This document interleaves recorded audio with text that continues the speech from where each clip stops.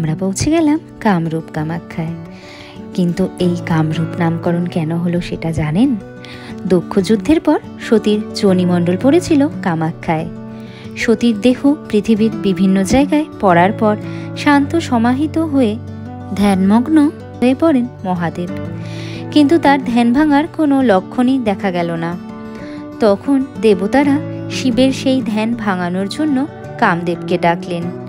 কিন্তু কামদেব এই কাজ করতে গেলে মহাদেবের তেজে ভস্মীভূত হয়ে যান। তখন তার স্ত্রী মহাদেবের কাছে প্রাণ ভিক্ষা চান। তখনকার মতো প্রাণ ফিরে পেলেও কামদেব তার পুরনো রূপ ফিরে পেলেন না। কামদেব আগের আকৃতি না ফিরে পাওয়ায় স্বামী স্ত্রী যৌথভাবে মহাদেবের আরাধনা শুরু করেন। মহাদেব তখন কামদেবকে বলেন, তুমি নীল পর্বতে গিয়ে যোনিমণ্ডলের পাথরের মন্দির তৈরি করে দাও।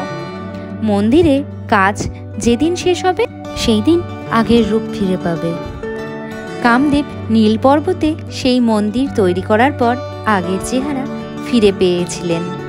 সেই থেকে এই জায়গার নাম কামরূপ কামাখ্যা।